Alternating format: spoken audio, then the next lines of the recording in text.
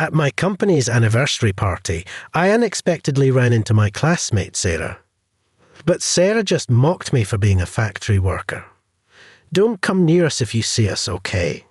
My husband is a Harvard-educated director, way above someone lowly and incompetent like you," her words seemingly enjoying the harassment. It brought back painful memories of middle school. Back then, Sarah used to bully me for being poor. Finally, I felt as if the last straw of my patience had snapped inside me. "Well, your husband will be unemployed from tomorrow," I said. Sarah was shocked by my unexpected words, but soon laughed it off as a joke. However, she and her husband would soon understand the true meaning of my words. "My name is David Young. I'm turning 42 this year.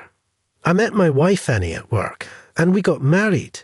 It's our 15th wedding anniversary this year, and I've never really had a serious argument with a kind and family-oriented Annie. I'm always grateful to Annie, who always supports me, and we live a peaceful life together." One day, my company decided to hold an anniversary party. It's the 50th anniversary this year, so it was going to be a big event, and I was looking forward to it.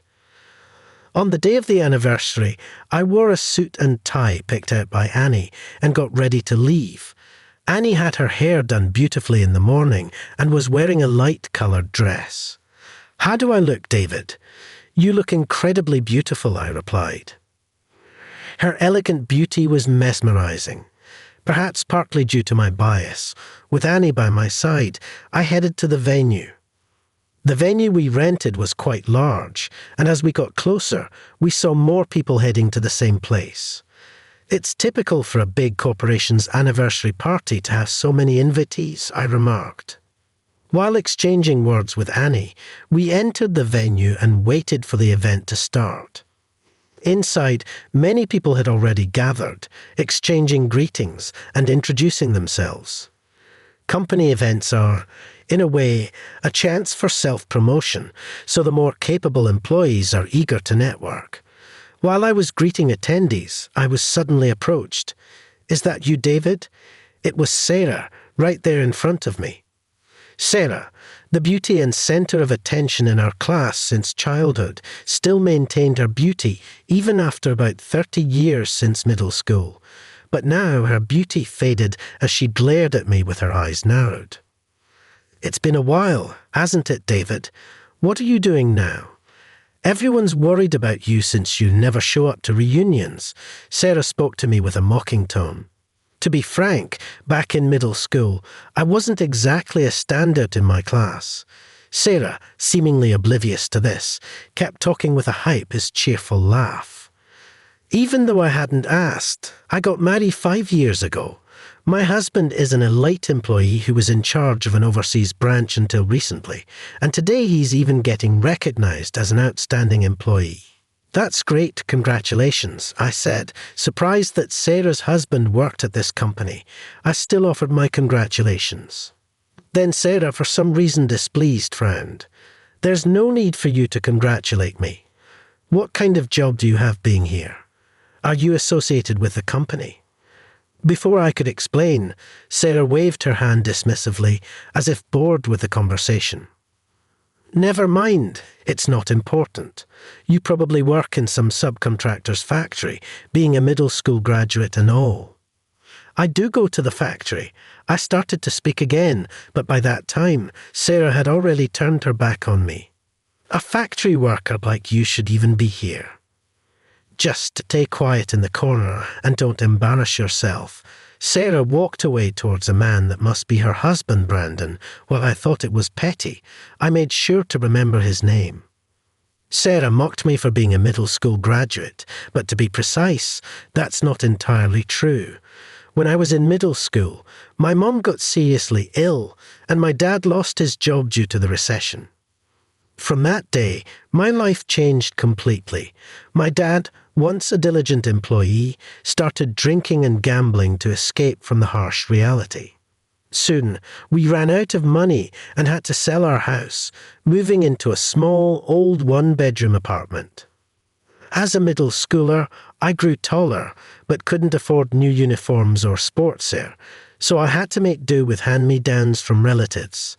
This made me a target for ridicule. My classmates called me poor and uncool.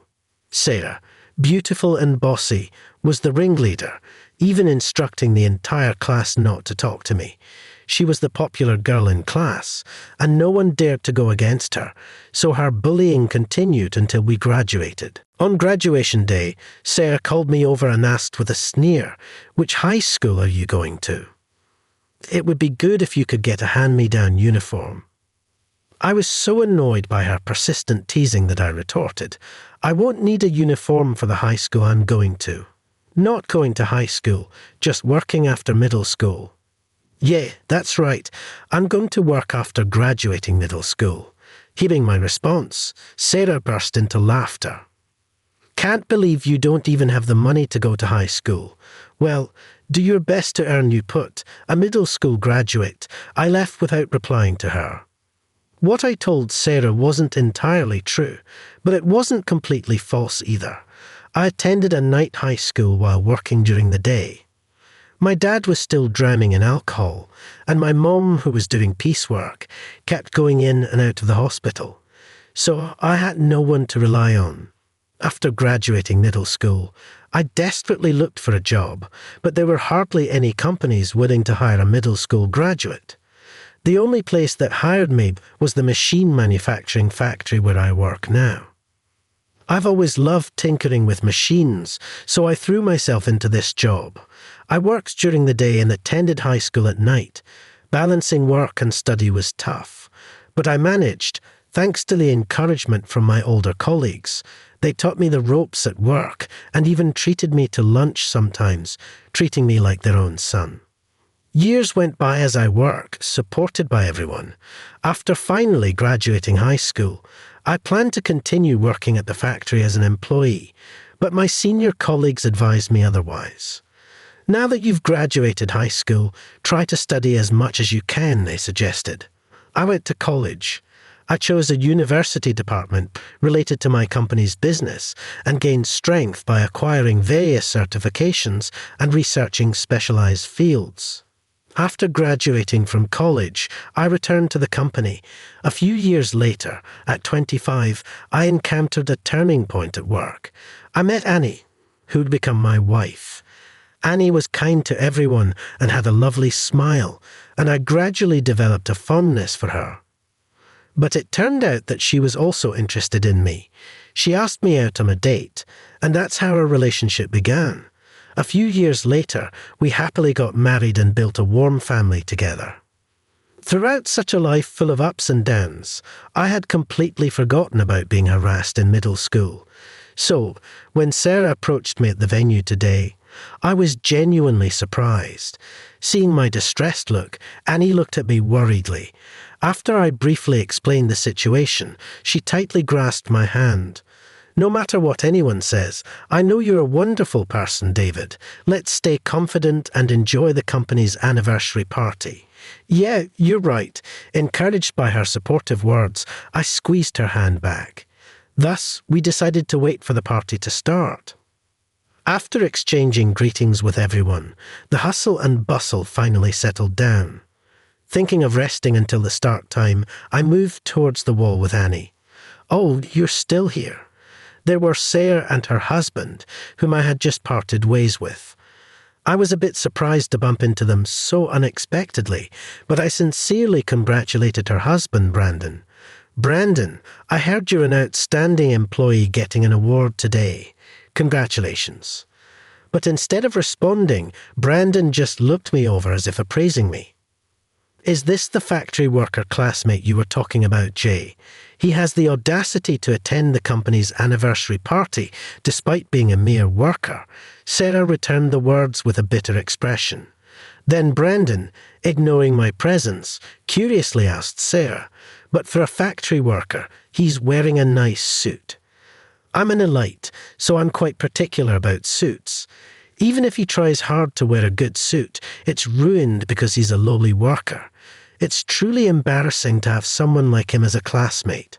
Frowning, Sarah spat out her words, and Brandon inquired further, "Embarrassing, Jay. Imagine he's been a factory worker since dropping out of middle school.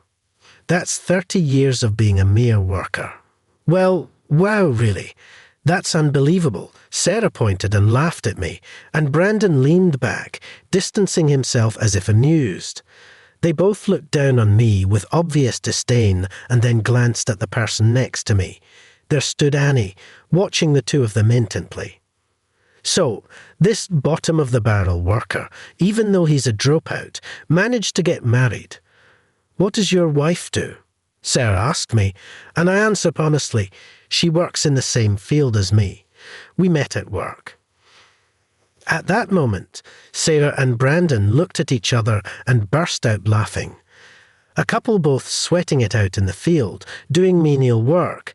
Perfect match for an incompetent dropout like you.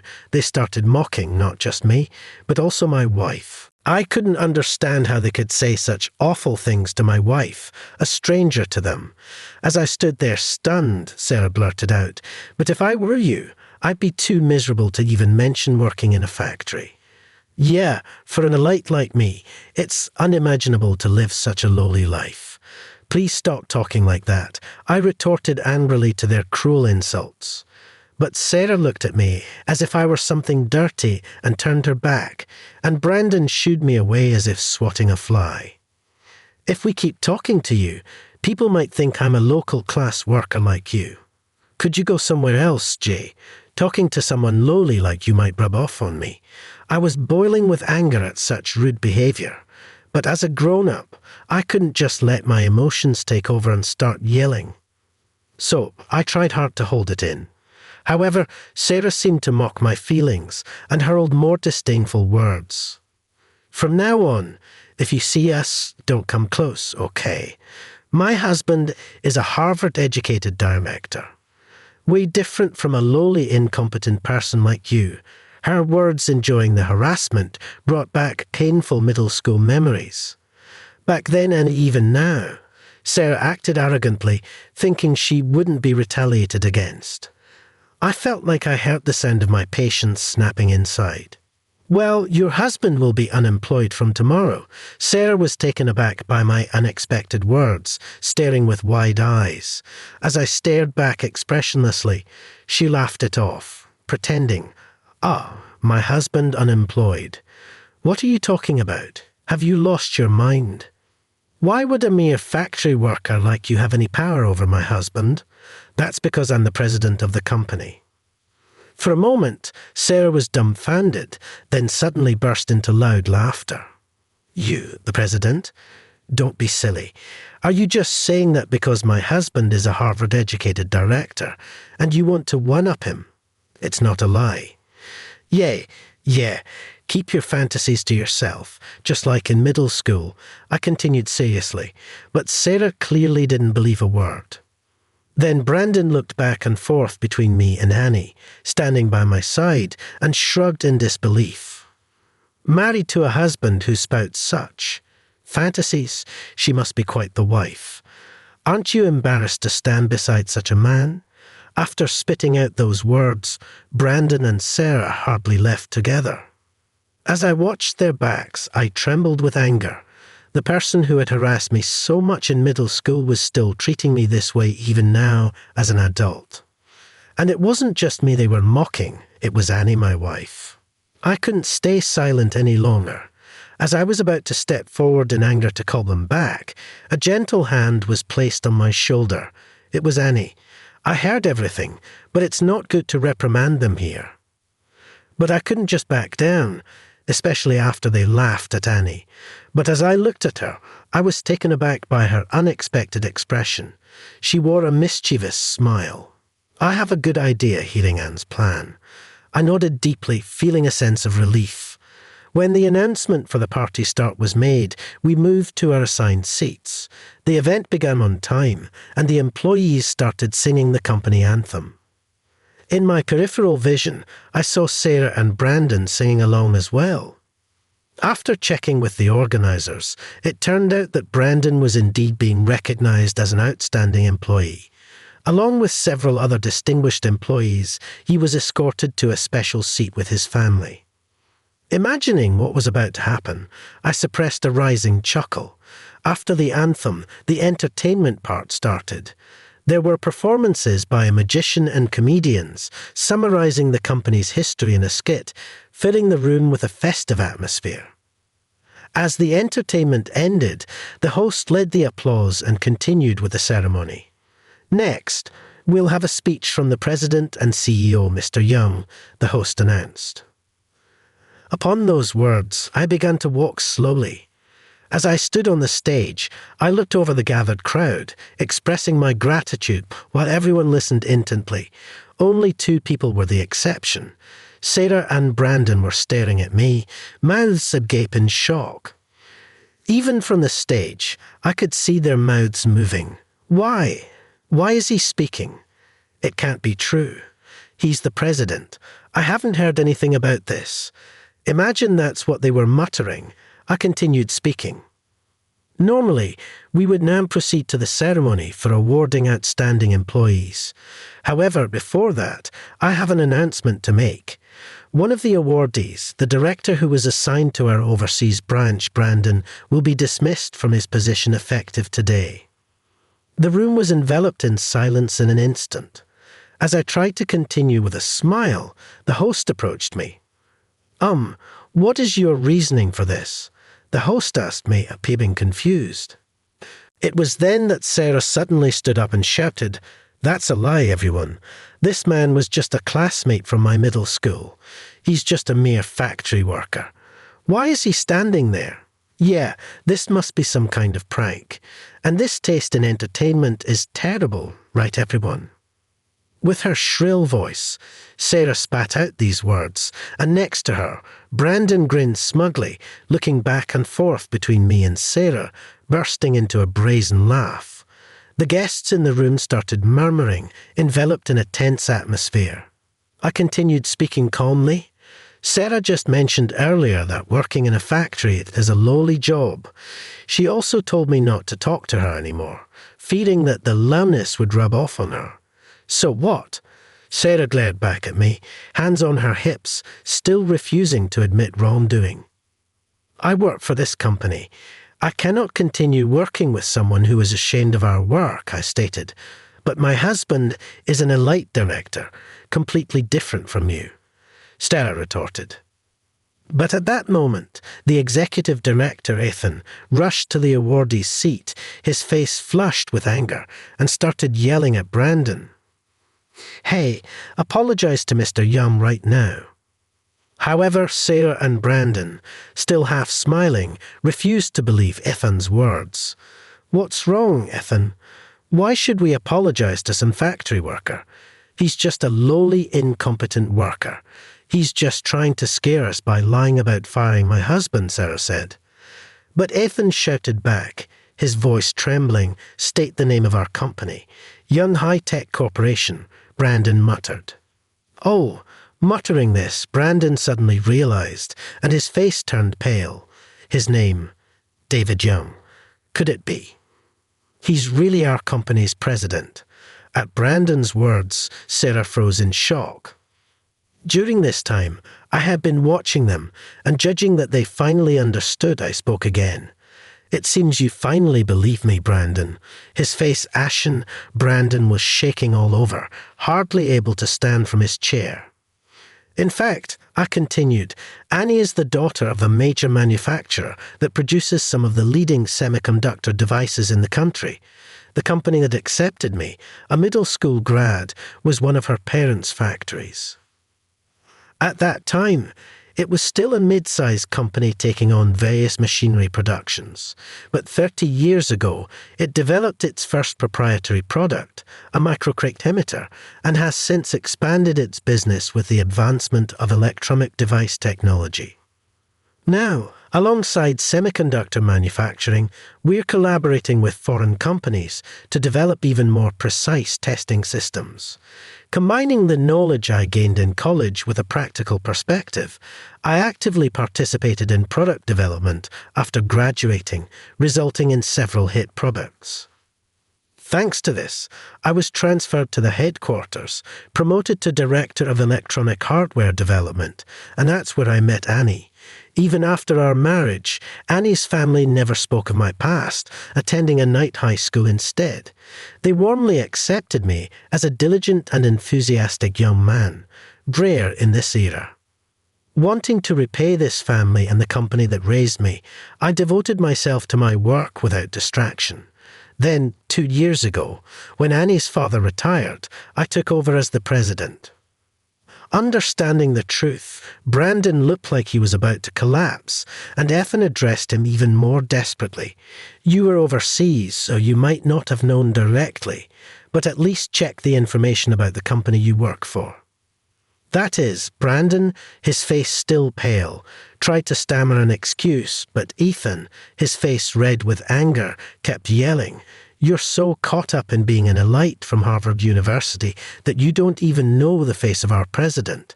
I'm ashamed that I recommended someone like you as an outstanding employee." Ethan then grabbed Brandon by the scruff of his neck and dragged him in front of me. I deeply apologized for the disrespectful behavior of my subordinate. "Please forgive us. I'm so sorry for my ignorance," Ethan said, bowing his head forcefully. Brandon finally knelt down of his own accord, his face turning bright red as sweat dripped onto the floor. Annie, who had been watching this unfold, turned to me with a question. "David, what will you do now? You've revealed the truth in front of everyone." To avoid being accused of unilaterally firing an employee, yeah, well, he's fired. Someone who insults a person they've just met like that definitely doesn't fit in with our company, I said. Upon hearing my words, Ethan seemed to breathe a sigh of relief, thinking the situation was resolved. But the next voice came from Sarah, who had been dumbfoundedly watching everything. Her face flushed with anger, she lashed out at me. "I don't care if you're the president or whatever. Why do you get to act so high and mighty?" Furious and almost panting, Sarah was met with my calm response. "Before you criticized others, maybe you should worry about your own life. With your husband fired, you'll lose your income and won't be able to live luxuriously anymore," I said. Sarah, upon hearing my words, finally seemed to grasp her situation. Standing frozen, her lips quivering, Annie glanced at her and whispered, "To me, David, let's have those people leave now." "You're right. It's a special anniversary party after all. We need to make sure everyone who came enjoys it," I said.